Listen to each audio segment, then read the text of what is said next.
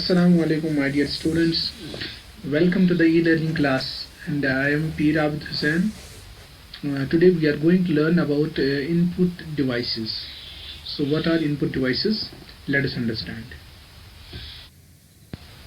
Input devices को समझने के लिए एक कहानी समझाता हूँ। यहाँ आप समझ लीजिए कि हमारे पास सिस्टम है, लेकिन इस सिस्टम के साथ इंसान डायरेक्टली इंटरेक्शन नहीं कर सकता है। इसकी वजह क्या है कि इंसान सिस्टम के साथ डायरेक्ट इंटरेक्शन नहीं कर सकता है। या आप ऐसे भी कह सकते हो, जो भी इंसान इस सिस्टम से चाहता है वो नहीं हो सकता है। But why? Question is why. लेकिन अब इस बात को मैं थोड़े एक अलग कहानी से समझाता हूँ। इस कहानी को ऐसे समझ लीजिए कि दो इंसान हैं, ठीक है, ये आपस में बात कर रहे हैं, लेकिन प्रॉब्लम क्या है, ये एक दूसरे को समझ नहीं पा रहे हैं। वजह ये है कि यहाँ से जो लेफ्ट साइड वाला बंदा है ये इंग्लिश में बात करता है, और जो राइट साइड में बंदा है ये चाइनीज समझता है।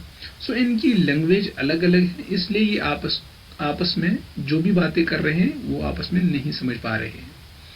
तो ठीक ऐसा ही हमारे सिस्टम्स के साथ भी होता है। क्या होता है? जो हमारा सिस्टम है, जो हमारा कंप्यूटर सिस्टम है, और जो इंसान है, ये दोनों आपस में डायरेक्ट इंटरेक्शन नहीं कर सकते हैं। इसकी वजह भी कुछ खास ऐसी है कि जो हमारा सिस्टम है उसकी जो लैंग्वेज है उसे बाइनरी लैंग्वेज कहते हैं। यानी जो भी हमारा सिस्टम समझता है वो समझता है बाइनरी लैंग्वेज, और जो हम हैं यानी इंसान और ह्यूमन जिसे कहते हैं वो समझता है natural language. So natural language system को नहीं समझ आता है, सिस्टम समझता है बाइनरी लैंग्वेज, और सिस्टम बाइनरी लैंग्वेज समझता है, इसलिए हम सिस्टम की नहीं समझ आ जाएगी जो कि हमें सिस्टम वापस डेटा देगा। तो यहाँ पर ये परेशानी है। अभी पहली परेशानी ये है कि हम जो इंटरेक्शन करना चाहते हैं सिस्टम के साथ, तो इस परेशानी को दूर किया इनपुट डिवाइस ने। यानी हम जो भी डेटा प्रोवाइड करेंगे या जो भी डेटा हम सिस्टम को देंगे वो हम दे सकते हैं बाय दीज इनपुट डिवाइसेस।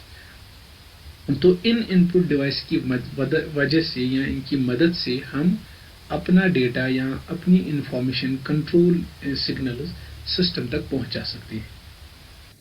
चलो, इसके साथ हम आए इनपुट डिवाइसेस पे कि इनपुट डिवाइसेस क्या होते हैं। तो इनपुट डिवाइसेस आप समझो ये कंप्यूटर हार्डवेयर होते हैं जो हमारे डेटा को फराहम करते हैं या कंट्रोल सिग्नल्स को फराहम करते हैं, यानी पहुंचाते हैं किस तक, सिस्टम तक, या उनको चेंज करते हैं। हमारी जो हम समझते हैं यानी ह्यूमन जो डेटा समझते हैं उसको चेंज करते हैं और समझाते हैं। यही डेटा किसको? सिस्टम को, यानी कंप्यूटर सिस्टम को, यानी बाइनरी में चेंज करते हैं। तो ये हैं इनपुट डिवाइसेस, यानी वो डिवाइसेस, ये वो हार्डवेयर होते हैं, ये वो कंप्यूटर हार्डवेयर होते हैं जो हमारे डेटा को सिस्टम तक पहुंचाते हैं। यानी हम जो सिग्नल्स या हम जो कंट्रोल सिग्नल्स इसको प्रोवाइड करते हैं वो सिस्टम तक आसानी से पहुंचते हैं। इनपुट डिवाइस में से आइए हम पहले समझते हैं कीबोर्ड के बारे में, जिसे कंप्यूटर कीबोर्ड भी कहते हैं। कंप्यूटर कीबोर्ड जिसकी इमेज आपके सामने है ये एक इनपुट डिवाइस है, और इसके जरिए से हम टेक्स्ट डेटा जो हमारा होता है वो सिस्टम को देते हैं, जैसे अल्फा न्यूमेरिक डेटा, इन पे अल्फाबेट्स एंड नंबर्स।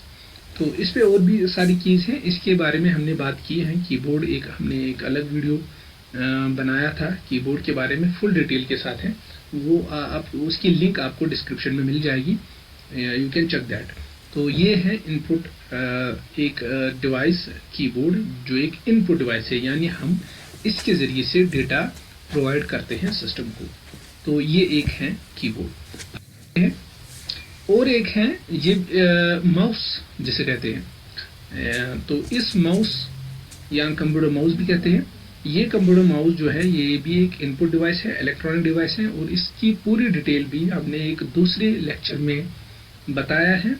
आप जाके वहाँ चेक कर सकते हो, उसकी लिंक भी हम डिस्क्रिप्शन में देते हैं, और आप जाके वो चेक कर लीजिए।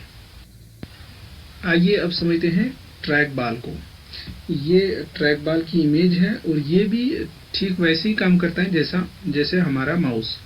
इसके ऊपर बॉल होती है, इस बॉल को मूव कराते हैं और वो मूवमेंट सिग्नल की शक्ल में चला जाता है सिस्टम के पास, और सिस्टम में जो हमारा कर्सर होता है वो मूव हो जाता है एक प्लेस से दूसरी प्लेस तक।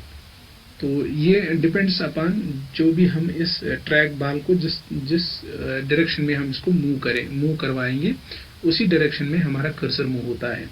इसकी फुल डिस्क्रिप्शन या इसका जो फुल वीडियो है वो माउस में ही मैंने समझाया है, तो वो आपको डिस्क्रिप्शन में मिल जाएगी वो लिंक, आप उस पर जाके पूरी डिटेल के साथ ट्रैक बॉल को समझ सकते हो। तो नेक्स्ट है हमारा जॉयस्टिक।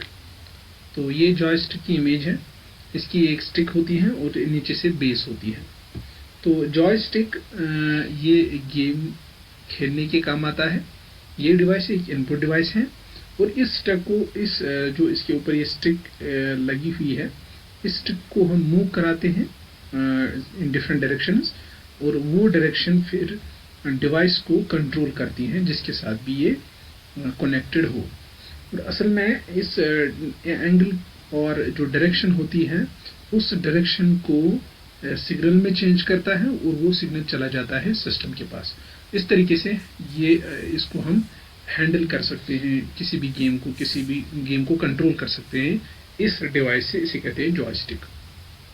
अब अलग अलग किस्म की जॉयस्टिक आती है, जैसे कि मॉडिफिकेशन फॉर्म जो है जॉयस्टिक की, एक तो ये है जो आपके सामने ये इमेज दिखाई गई है, और ऐसे भी आए हैं जो हम अपने स्मार्टफोन के साथ कनेक्ट करके स्मार्टफोन पे जो गेम होती है उसको कंट्रोल कर सकते हैं। तो ये था थोड़ा सा जॉयस्टिक के बारे में।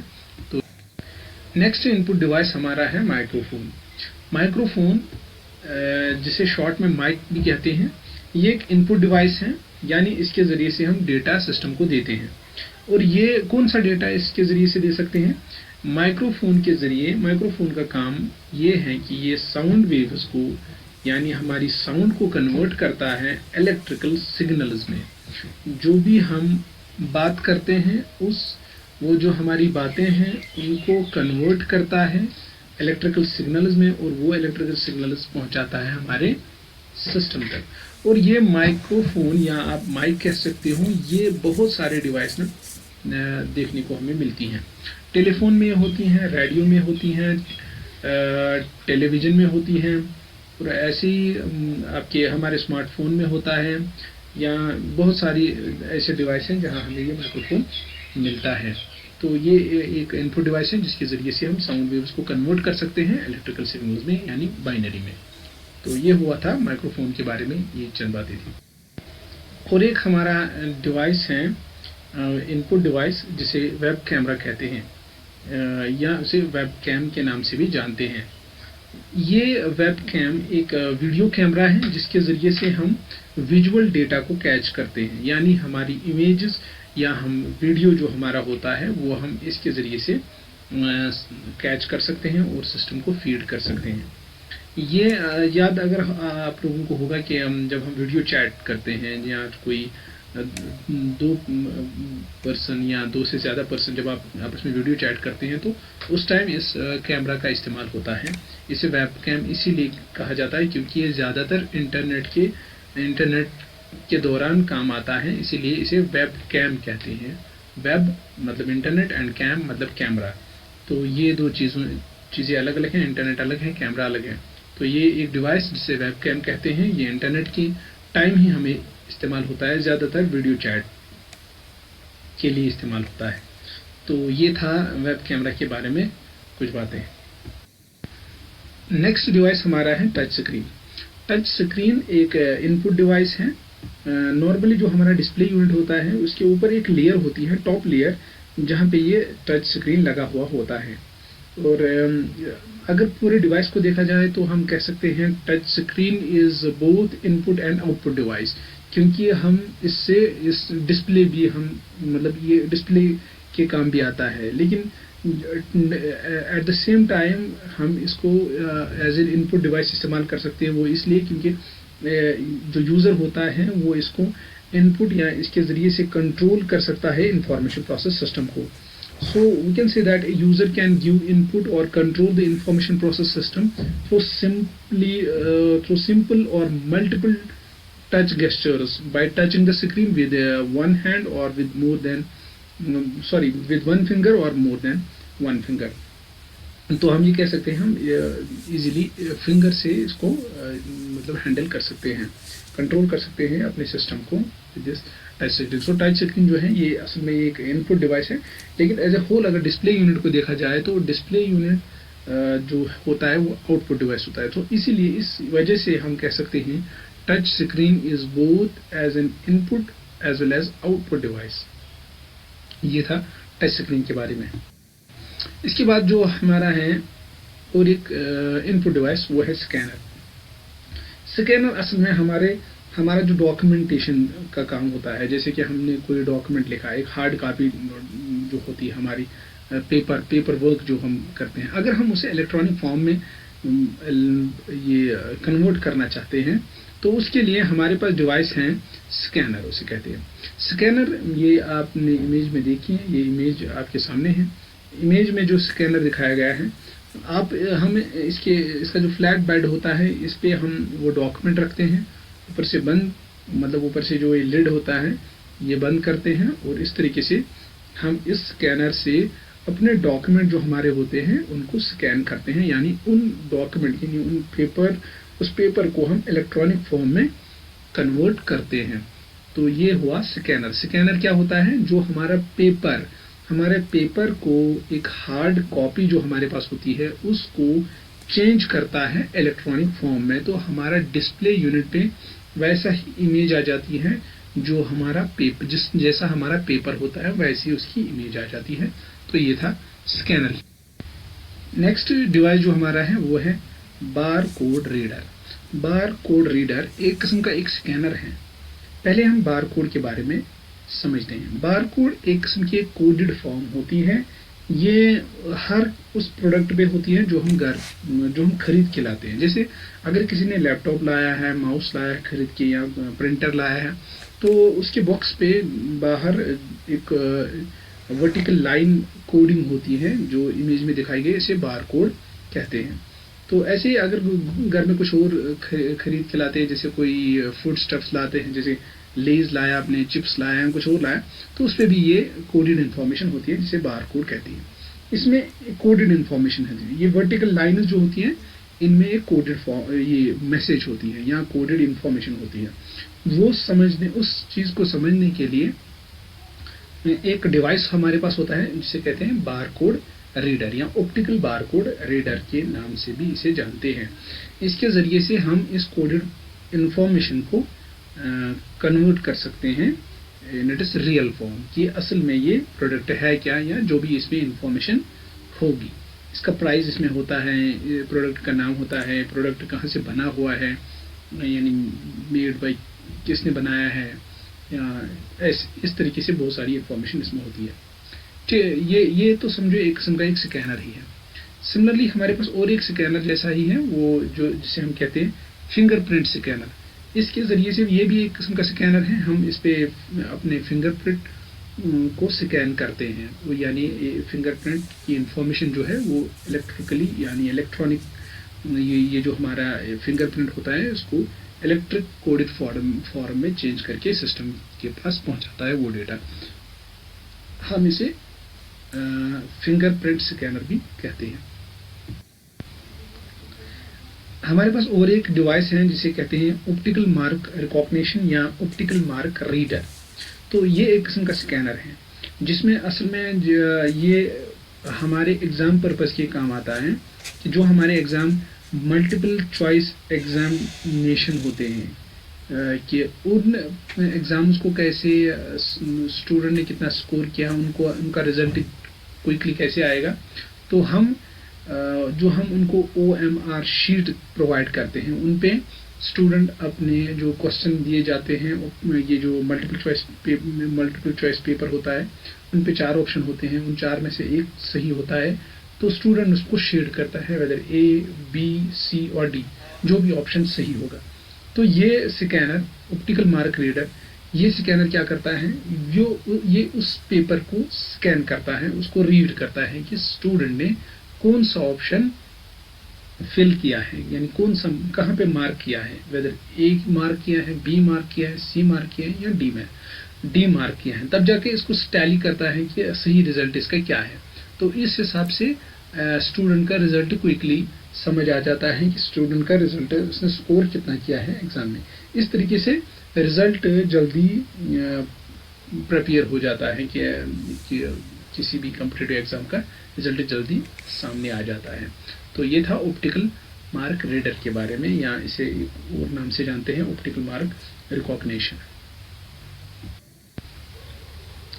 और एक डिवाइस हमारा है जिसे कहते हैं ऑप्टिकल कार्ड रीडर।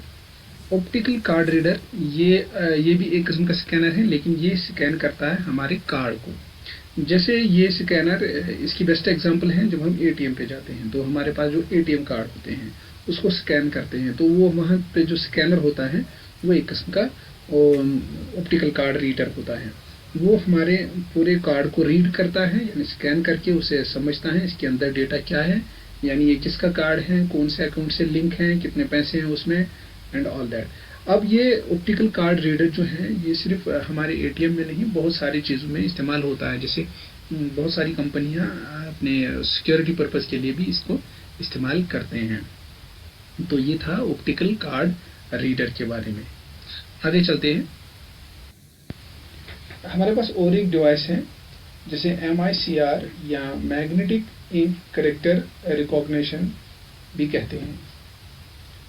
ये एक किस्म का एक रीडर है जो असल में चेक करता है कि जो बैंक में पेपर इस्तेमाल होता है फॉर चेक्स, जो चेक प्रोवाइड करते हैं बैंक वाले, उनमें जो पेपर होता है उसकी ओरिजिनलिटी, इस पे जो कोडिंग नीचे होती है ये एक मैग्नेटिक प्रिंटिंग होती है इस पे। तो ये एक स्पेशल इंक होती है जो सेंसिटिव होती है मैग्नेटिक फील्ड से। तो ये एक किस्म की कोडेड इंफॉर्मेशन होती है इसमें। तो इससे पता चलता है कि whether the cheque is valid और नॉट।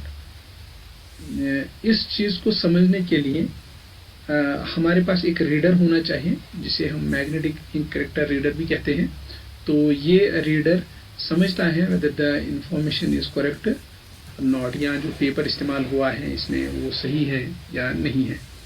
तो हम ये भी कह सकते हैं the use of MICR can enhance security and minimise the loss caused by some type of crimes, की जो सिक्योरिटी पर्पस के लिए इस्तेमाल ये होता है।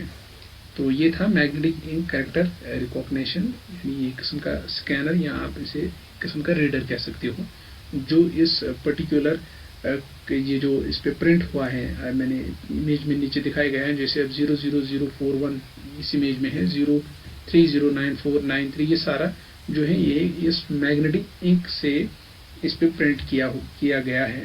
तो ये एक किस्म की एक स्पेशल इंक होती है। तो ये था मैग्नेटिक इंक कैरेक्टर रीडर के बारे में। So today's topic was about input device of computer. इसमें हमने बहुत सारे डिवाइस पढ़े, जैसे हमने कीबोर्ड पढ़ा, माउस पढ़ा, touch screen, camera, scanner, joystick, webcam, track ball and microphone. तो ये सारे के सारे इनपुट डिवाइस हैं। तो हमारा नेक्स्ट लेक्चर होगा इंशाल्लाह आउटपुट डिवाइस के बारे में। तो मिलते हैं इंशाल्लाह नेक्स्ट लेक्चर में।